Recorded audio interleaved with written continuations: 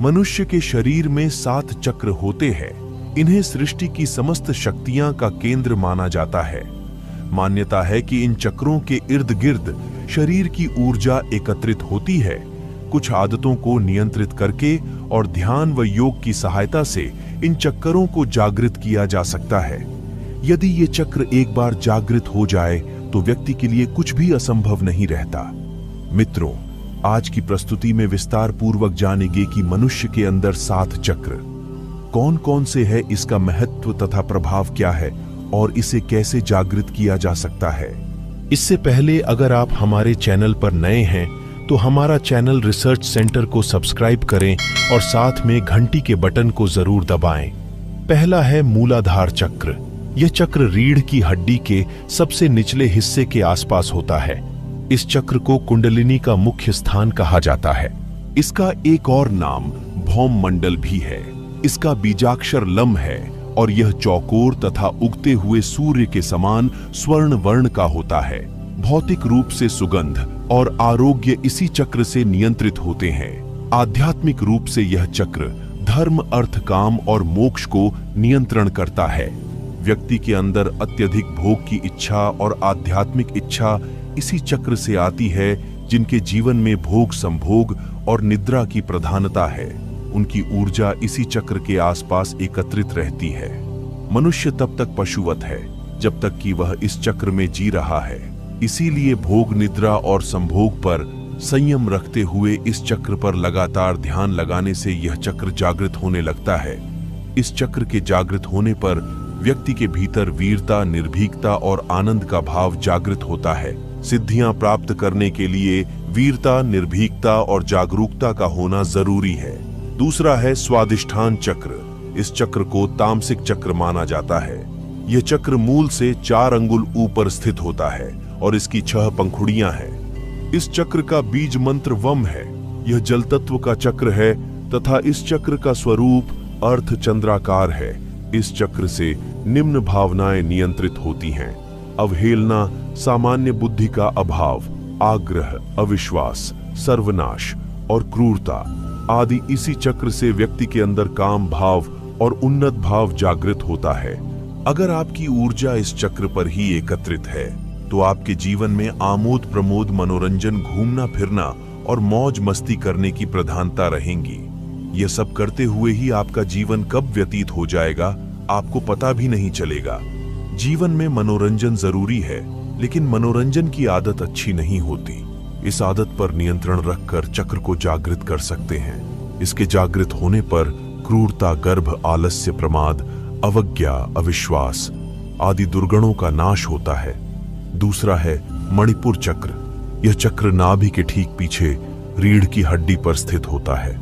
यह चक्र 10 पंखुड़ियों वाला होता है तथा इस चक्र का बीज मंत्र रम है। इस चक्र की आकृति त्रिकोण है और रंग रक्त के समान लाल है। यह चक्र ऊर्जा का सबसे बड़ा केंद्र है। यहीं से सारे शरीर में ऊर्जा का संचरण होता है।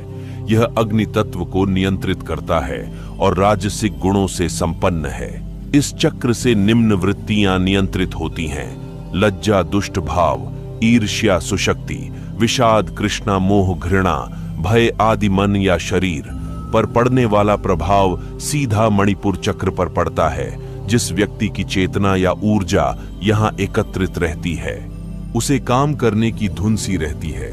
ऐसे लोगों को कर्मयोगी कहते हैं तथा ये लोग दुनिया का हर कार्य करने के लिए तैयार रहते हैं। अपने कार्य को सकारात्मक आयाम देने के लिए इस चक्र पर ध्यान लगाकर पेट से श्वास लेने से यह चक्र जागृत होती है। इस चक्र के जागृत होने से तृष्णा, ईर्ष्या, चुगली, लज्जा, भय, घृणा, मोह आदि दूर हो जाते हैं। यह चक्र मूल रूप से आत्मशक्ति प्रदान करता है। चौथा है अनाहत चक्र। यह हृदय के बीचों बीच रीढ़ की हड्डी पर स्थित होता है। इस चक्र में 12 पंखुड़ियां होता है तथा इस चक्र को सौर मंडल भी कहा जाता है। इसका आकार षटकोण है और इसका वर्ण हल्का हरा है। इस चक्र का बीज मंत्र यम है। इस चक्र से निम्न प्रकार की वृत्तियां नियंत्रित होती हैं: आशा, चिंता, चेष्टा, ममता, दंभ, विवेक, विकलता, अहंकार आदि। मानसिक अवसाद की दशा में इस चक्र पर गुरु ध्यान और प्राणायाम करना अद्भुत परिणाम देता है। आध्यात्मिक दृष्टि से यहीं से साधक के 7 गुण की शुरुआत होती है। इसी चक्र से व्यक्ति की भावनाएं और अनुभूतियों की शुरुआत होती है।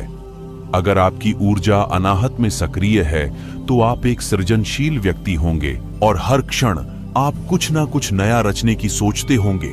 हृदय पर संयम करने और ध्यान लगाने से यह चक्र जागृत होने लगता है। खासकर रात्रि को सोने से पूर्व इस चक्र पर ध्यान लगाकर अभ्यास करने से यह जागृत होने लगता है। इसके सक्रिय होने पर कपट, हिंसा, कुतर्क, चिंता, मोह, दंभ, अविवेक और अहंकार समाप्त हो जाते हैं। इस चक्र के जागृत होने से व्यक्ति के भीतर प्रेम और संवेदना का जागरण होता है। यह चक्र जागृत होने पर व्यक्ति के समय ज्ञान स्वतः ही प्रकट होने लगता है तथा व्यक्ति अत्यंत आत्मविश्वास, सुरक्षित, चारित्रिक रूप से जिम्मेदार एवं भावनात्मक रूप से संतुलित व्यक्तित्व बन जाता है। 5वां है विशुद्ध चक्र। यह कंठ के ठीक पीछे स्थित होता है। यह चक्र बहुरंगा है और इसका कोई खास स्वरूप नहीं होता। इसका बीज मंत्र हैम है तथा इस चक्र की 16 पंखुड़ियां हैं। इस चक्र से निम्न वृत्तियां नियंत्रित होती हैं: भौतिक ज्ञान, कल्याण, महान कार्य, ईश्वर में समर्पण, विश्व और अमृत आदि। यह चक्र आकाश तत्व और 8 सिद्धियों से संबंध रखता है तथा संगीत के 7 सुर इसी चक्र द्वारा उत्पन्न होती है। कुंडली शक्ति का जागरण होने से जो ध्वनि आती है वह इसी चक्र से आती है।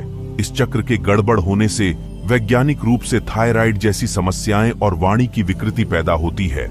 ये चक्र और भी उच्चतम आध्यात्मिक अनुभूतियां देता है तथा सारी की सारी सिद्धियां इसी चक्र में पाई जाती हैं। सामान्य तौर पर यदि आपकी ऊर्जा इस चक्र के आसपास एकत्रित है तो आप अति शक्तिशाली होंगे। कंठ में संयम करने और ध्यान लगाने से यह चक्र जागृत होने लगता है। मनुष्य को इसके जागृत होने पर 16 कलाओं और 16 विभूतियों का ज्ञान हो जाता है। इसके जागृत होने से जहां भूख और प्यास को रोका जा सकता है, वही मौसम के प्रभाव को भी रोका जा सकता है। 6ठा चक्र है आज्ञा चक्र।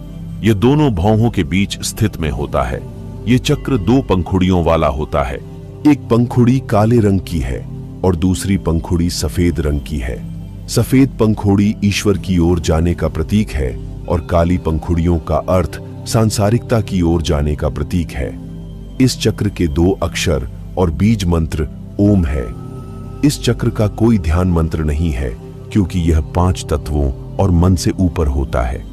इस चक्र पर मंत्र का आघात करने से शरीर के सारे चक्र नियंत्रित होते हैं।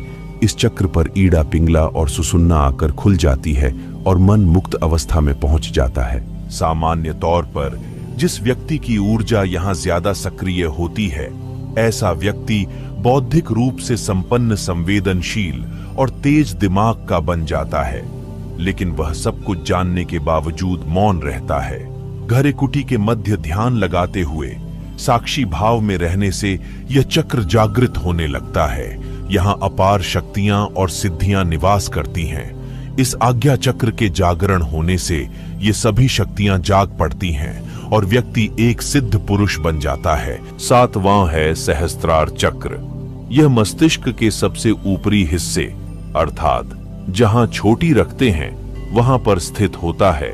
यह सहस्त्र पंखुड़ियों वाला होता है और बिल्कुल उजले सफेद रंग का है।